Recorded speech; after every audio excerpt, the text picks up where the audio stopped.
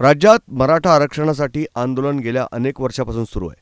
परंतु मराठा आरक्षणाचे नेते मनोज जरांगे पाटील यांनी उपोषण सुरू केल्यानंतर या विषयाची चर्चा देशभरात झाली आहे. मनोज जरांगे पाटील यांची महत्त्वाची कुणबी जातीच्या उल्लेखाची मागणी मान्य झाली आहे. कुणबी प्रमाणपत्र असलेल्या लोकांच्या सगेसोऱ्यांनाही कुणबी प्रमाणपत्र मिळण्याची अधिसूचना काढण्यात आली आहे. आता या अधिसूचनेचं कायद्यात रूपांतर करण्याच्या मागणीसाठी मनोज जरांगे पाटील यांनी उपोषण सुरू केलं आहे. यामुळे राज्य सरकारनं 20 फेब्रुवारी रोजी विशेष अधिवेशन बोलावलंय. मनोज जरांगे पाटील यांच्या या मागणीस मराठा समाजातून नारायण राणे आणि इतर काही जणांनी उघड विरोध केलाय. या सर्व पार्श्वभूमीवर सध्या सोशल मीडियावर 100 वर्षापूर्वीची बातमी व्हायरल झाली आहे. 26 फेब्रुवारी 1931च्या वृत्तपत्र, साप्ताहिक आणि मासिकात आलेली ही बातमी दिसतीये.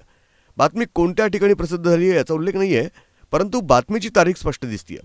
या बातमीत म्हटलंय, वार्षिक मनुष्यगणती जनगणना होणार आहे, त्यावेळी जनगणना करण्यासाठी आलेल्या व्यक्तीला आपली जात मराठा अशी स्पष्टपणे सांगावी.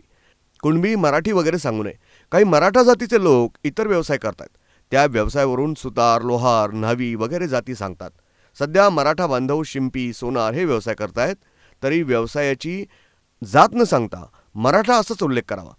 जनगणनेसाठी आलेल्या व्यक्तीला मराठा जातच लिहून घेण्यास सांगावं. सुज्ञ जाणत्या मराठ्यांनी अडाणी मराठ्यास जात मराठा असं लिहिण्यास सांगावं. तसंच गणना करण्यासाठी आलेल्या व्यक्तीनं तसं लिहिलंय की नाही याची खात्री करून घ्यावी. ब्युरो रिपोर्ट, न्यूज डेस्क, महानगराची लाईफलाईन, मेट्रो न्यूज.